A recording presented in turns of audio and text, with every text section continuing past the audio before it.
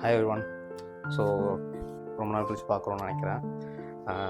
So இப்போ நாங்கள் என்ன டாபிக் எடுத்துகிட்டு வந்திருக்கோம்னா, ஃப்ரூட்ஸ் ஆஃப் த ஸ்பிரிட் கேள்விப்பட்டிருப்பீங்க.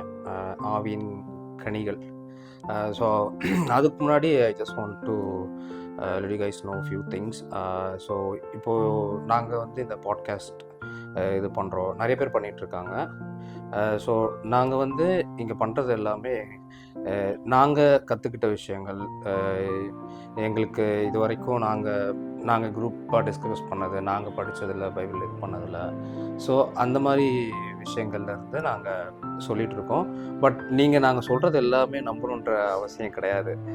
ஸோ இப்போது ட்ரெண்டிங்கில் என்ன இருக்குன்னா, எல்லாமே இந்த ஆன்லைன் மினிஸ்ட்ரீஸ், ஸோ இந்த மாதிரி வீடியோ கண்டென்ட்ஸ், ஸோ இதை வந்து நிறைய பேர் கன்சியூம் பண்ணுறாங்க.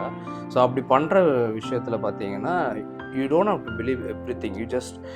You have to cross verify these things with your Bible. So that's the first thing I just want to tell you guys. So நீங்கள் ஆல்வேஸ் நாங்கள் என்ன சொன்னாலும் அது வந்து நீங்கள் உங்களோட பைபிளில் அது ஒத்து போதான்னு பாருங்கள். Then you can take us as your reference or something like that. So that's the one thing. And let's get into our topic first. So fruits of the spirit, ஆவியின் கனிகள். ஸோ 9 ஃப்ரூட்ஸ் இருக்குது, எல்லாம் கேள்விப்பட்டிருப்பீங்க. ஆவியின் கனிகள் ஒரு பக்கம் இருக்குது. அதுக்கப்புறம் இந்த வரங்கள் சில சொல்லுவாங்க.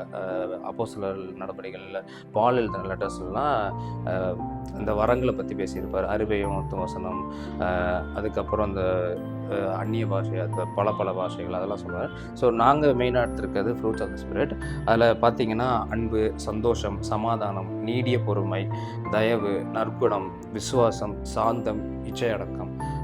ஸோ நாங்கள் எதுக்கு இதை ஃபஸ்ட்டு எடுத்திருக்கோன்னா, ஏசப்பா ஒரு இடத்துல சொல்லுவார், நீங்கள் வந்து இந்த கள்ளத்தீர்க்கதரிசிகளை பற்றி சொல்லும் போது சொல்லியிருப்பார், கள்ளத்தீர்க்கதரிசி குறித்து எச்சரிக்கையாக இருங்கள். ஏன்னா அவங்க வந்து ஓநாய்கள் தான் அவங்க ஆட்டுத்தோலை போத்திக்கிட்டு வருவாங்க. ஸோ அவங்களை நீங்கள் எப்படி கண்டுபிடிக்கிறது அப்படின்னு சொல்லிட்டு ஒரு இடத்துல சொல்லியிருக்கும் போது, அவர்களுடைய கனிகளாலே அவர்களை அறிவீர்கள் அப்படின்னு சொல்லியிருப்பார். ஸோ அது எதுக்கு ஏசப்பா அப்படி சொல்லணும்னா, அவர் இருந்த டைமில் அந்த சரௌண்டிங்கில் பார்த்தீங்கன்னா ரொம்ப முக்கியமான நபர்கள் பார்த்தீங்கன்னா இந்த வேதபாரர்கள், பரிசேயர்கள், அந்த மாதிரி இந்த சர்ச் பீப்புள் தான் ரொம்ப பெரிய ஆளுங்க. ஸோ அவங்க சொல்கிறது தான், இப்போ யாராச்சும் ஒருத்தர் பிரச்சனை கொண்டு போனால் அவங்க சொல்கிற விஷயந்தான். ஸோ அந்த மாதிரி இருக்கிற மத்தியில், ஸோ அவங்களுக்கு அவங்களெல்லாம் ஹைலி ரெஸ்பெக்டபிள் பர்சன்னு சொல்லலாம். அவங்கள வந்து மக்கள் ரொம்ப அதிகமாக மதிப்பாங்க, அவங்க சொல்கிறதா கேட்பாங்க. ஸோ ஆனால் அவங்கக்கிட்டேயும் நீங்கள் ஜாக்கிரதையாக இருக்கணும். அவங்க வந்து பார்க்குறதுக்கு ஆடுகள் மாதிரியே தெரியலாம், பட் ஆனால் அவங்க ஓனாயாக கூட இருக்கலாம். ஸோ அவங்கள நீங்கள் எப்படி ஐடென்டிஃபை பண்ணலாம்னா, அவங்களோட கனிகளாலே நீங்கள் அவங்கள அறிஞ்சு கொள்ளலாம். ஸோ அவங்களோட கனிகள்னால் என்னது? ஸோ அவங்க எப்படி நடந்துக்கிறாங்க, ஸோ அவங்களோட ஃப்ரூட்ஸ் அதுதான் இந்த ஆவியின் கனிகள்.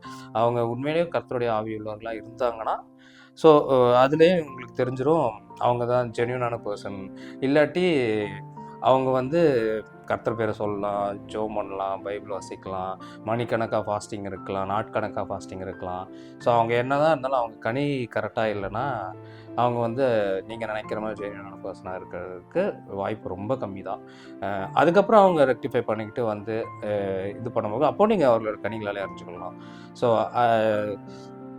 இதுதான் ஏசப்பா சொல்லிக் கொடுத்த ஒரு முக்கியமான விஷயம். நீங்கள் டே டு டே லைஃப்பில் நீங்கள் சில விஷயங்கள் கோத்ரூ பண்ணும்போது, சில பேர் கூட ஹேண்டில் பண்ணும்போது, ஸோ இதெல்லாம் வச்சு தான் நீங்கள் வந்து அவங்கள பற்றி தெரிஞ்சிக்க முடியும். இல்லாட்டி வந்து அவங்க வெளித்தோற்றமாக அவங்க பண்ணுற காரியங்களை வச்சு மட்டும்தான் நீங்கள் லீட் பண்ண முடியுதுன்னா, அவங்களோட கனிகளை பற்றி நீங்கள் அறிஞ்சிக்கவே முடியாது.